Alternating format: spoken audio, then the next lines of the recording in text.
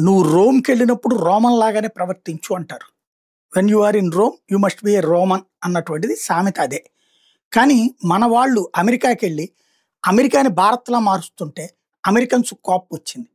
అదే భారతీయుల మీద వాళ్ళకి మంటకి కారణమైంది. ఈ విషయాన్ని నేను అనేక సార్లు ప్రస్తావించా.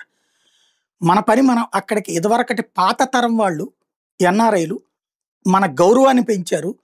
కొత్త తరం వాళ్ళు మన వాళ్ళెళ్ళి అక్కడ వాళ్ళ ఉపాధి అవకాశాలు దెబ్బతీయటం, అమర్యాదకరంగా ప్రవర్తించడం, దొంగతనాలకు పాల్పడటం, వ్యభిచారం లాంటి వాటిటి చేస్తుంటం, చిత్ర విచిత్రమైనటువంటి ఉల్లంఘనలు చేస్తూ ఉండటంతో వాళ్ళు అక్కడ మనోళ్ళని వ్యతిరేకిస్తున్నారు అన్నది అనేక మార్లు ప్రస్తావించారు.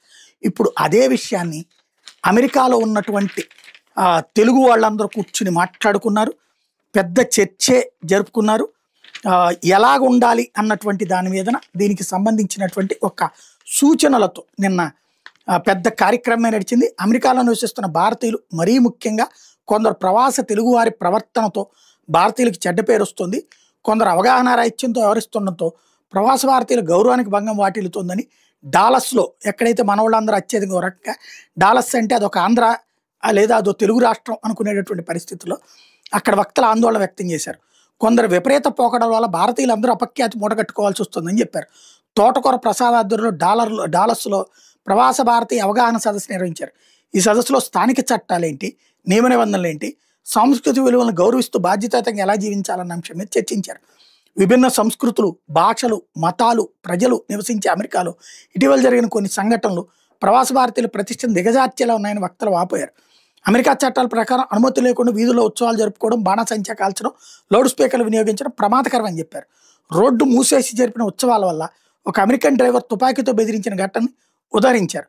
ఇలాంటి వేడుకలు ఆలయ ప్రాంగణాలు లేదా ఖాళీ స్థలాల్లోనే చేసుకోవాలని కోరారు.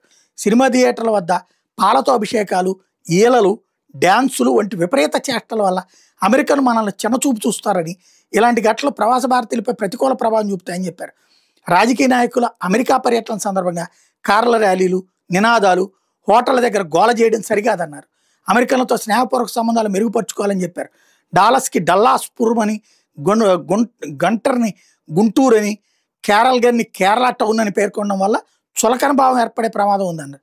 దుకాణాల్లో దొంగతనాలు, మద్యం సేవించి వాహనాలు నడపడం, బహిరంగ స్థలాల్లో బిగ్గరగా మాట్లాడడం వంటి పనులతో చెడ్డ పేరు వస్తుందని చెప్పారు.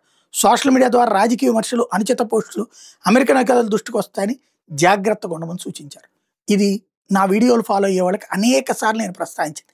ఇప్పుడు అక్కడ ఒక మేల్కొల్పు, ఒక బాధ్యతాయుతమైన నిర్ణయం తీసుకున్నారు. చాలా మంచి ఆలోచన, పాటించాలి అందరూ.